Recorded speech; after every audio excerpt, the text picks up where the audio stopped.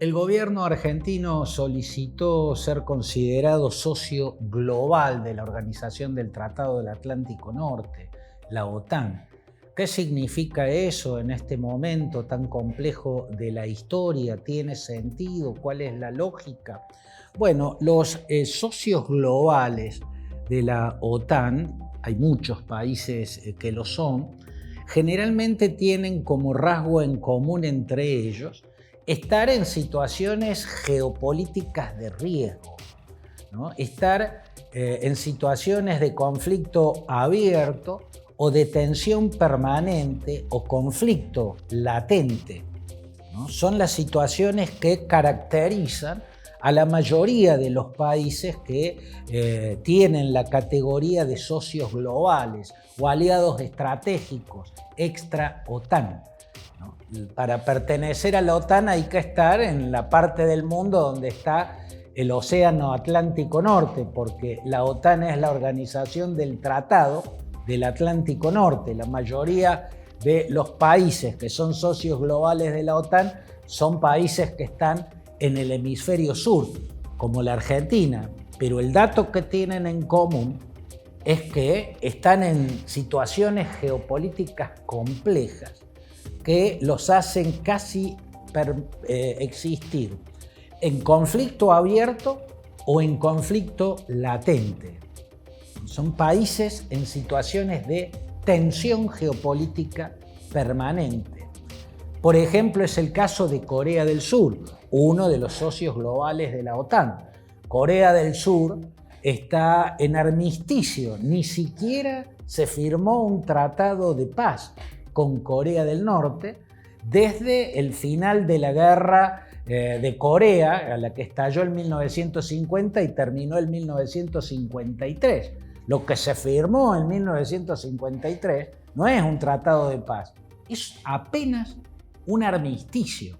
Está clara la situación de conflicto permanente, la guerra latente que como peligro está siempre sobre Corea del Sur. La razón de por qué Corea del Sur necesita ser socio global de la OTAN está a la vista. También Japón es un socio global de la OTAN y Japón tiene una situación de conflicto por una disputa territorial con Rusia, por las Islas Kuriles, que son un archipiélago que está en el norte de Japón, ocupado por Rusia desde la Segunda Guerra Mundial. Japón también tiene tensiones muy fuertes con el régimen norcoreano, que cada vez que prueba un misil intercontinental lo hace pasar por la cabeza de los japoneses, o sea, lo lanza sobre la isla de Japón y prueba los de corto alcance tirándolo a aguas soberanas japonesas.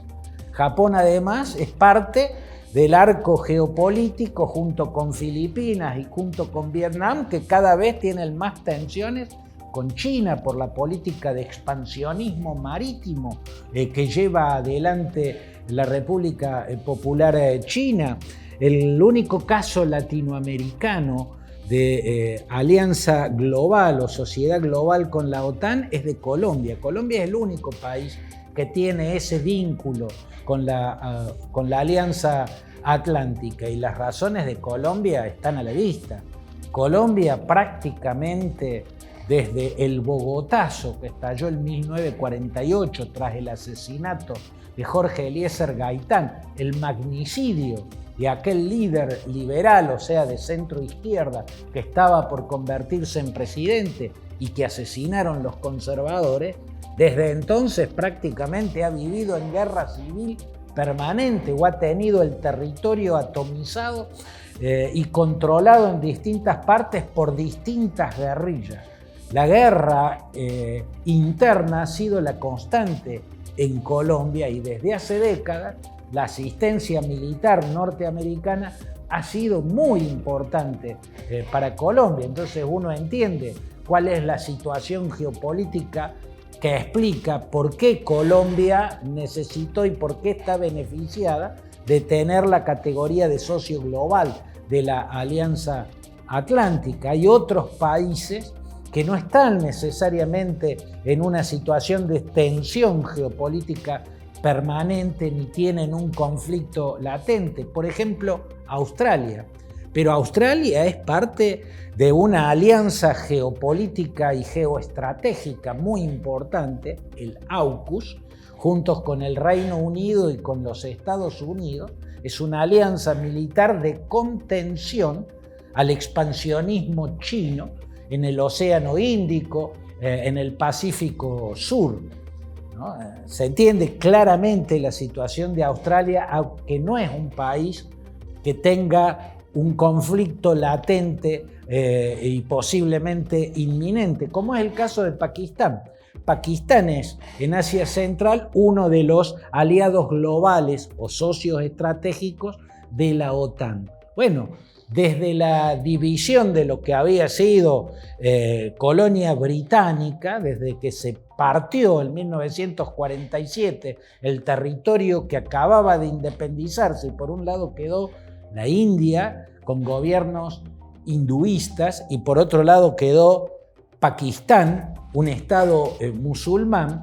Pakistán y la India han vivido en tensión bélica permanente. Tienen disputas territoriales profundísimas y delicadísimas, como el tema de la Cachemira, un territorio que forma parte de la India, en esa región que tiene por capital a Srinagar, y que tiene población musulmana que quiere estar en Pakistán, y Pakistán la reclama como propia.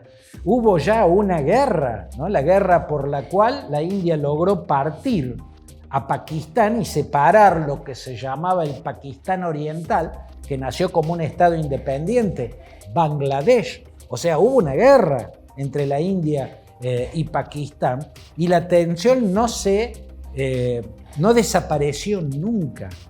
Siempre están como apuntándose con sus arsenales nucleares. Para Pakistán, ser socio global de la OTAN tiene una importancia estratégica muy grande y muy visible. También para países del Oriente Medio, como Israel. Bueno, ni hay que explicar la situación de guerra permanente que vive Israel desde su propio nacimiento en el año 1948.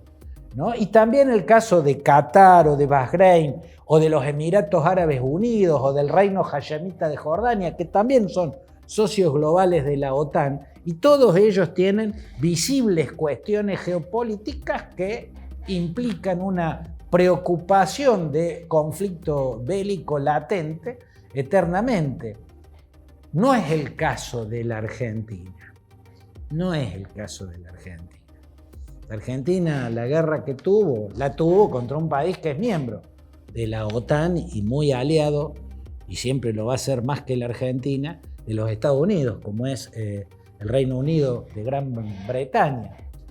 Hoy ingresar a la OTAN tiene que ser analizado también desde el punto de vista de la situación actual del mundo. Hoy el mundo parece encaminarse como decididamente hacia una tercera guerra mundial que tendría epicentro en Europa, una guerra entre la Europa occidental y Rusia, una guerra que hoy se está librando en Ucrania, pero en la cual Europa occidental puede llegar a zambullirse, y la OTAN, por ende, de manera directa, no dentro de mucho tiempo. Cada vez en el lenguaje de los líderes europeos se ve como más inevitable esa guerra directa entre Europa y la Rusia de Vladimir Putin. La última en decirlo ha sido la primera ministra de Estonia, uno de los estados bálticos, que hoy es parte de la OTAN y alguna vez fueron parte de la Unión Soviética. La gravedad es tanta en el mundo de estos días que una tercera guerra mundial ya no solo es imposible de que ocurra, sino que por el contrario hasta parece inevitable. Y una guerra mundial a esta altura de la historia puede llegar a globalizarse. Yo creo que ya será necesario poner otra categoría de conflicto. La guerra mundial, que tiene que ver con Europa fundamentalmente, y la conflagración global, la que, por ejemplo, podría estallar a partir de un Big Bang que se origine en el Oriente Medio entre Israel y la República Islámica de Irán, pero que pueda terminar impactando en China y desatando guerras con Filipinas y con Taiwán, con las que mantiene diferendos muy profundos. Con Taiwán porque la considera parte de su propio territorio y con Filipinas porque le está quitando territorio marítimo permanentemente. China tiene como gatillo nuclear a Corea del Norte, un régimen lunático del cual se puede esperar cualquier cosa. Esos son riesgos latentes. Y Argentina es uno de los no muchos países que en una situación tan siniestra como esa podría mirar de afuera. Si es que alguien se salva en una guerra de esas características, Argentina podría estar entre ese alguien. Esto no quiere decir que yo sugiera no entrar a la OTAN por ese riesgo. Yo digo que es algo que tiene que ser sopesado y no lo puede decidir un presidente con una de sus tantas sobreactuaciones, porque tiene una tendencia a sobreactuar las identificaciones. Y hay un tema más respecto a este pedido del gobierno argentino de que Argentina se convierta en socio global de la OTAN. Y es que hay como una contradicción, que a esto lo pida el gobierno de un presidente que ha manifestado públicamente y hasta también de manera sobreactuada su identificación con Donald Trump, su admiración por Donald Trump. Donald Trump no es precisamente un creyente en la importancia de la OTAN. Donald Trump es más bien un enemigo de la OTAN. Donald Trump tiene más cercanías con Vladimir Putin y mejor relación con Vladimir Putin que con los aliados históricos de los Estados Unidos en Europa. Donald Trump se llevaba mejor con Putin que con Angela Merkel y luego con su sucesor, Olaf Scholz.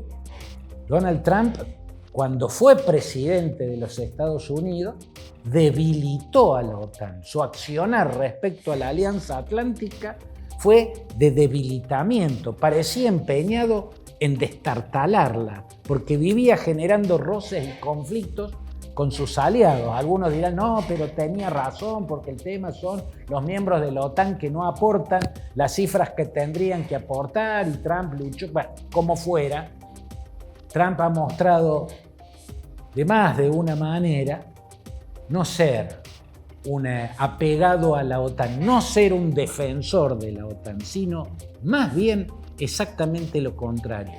Hasta punto tal que la Europa de hoy empieza claramente a mostrar que está planeando una OTAN sin los Estados Unidos.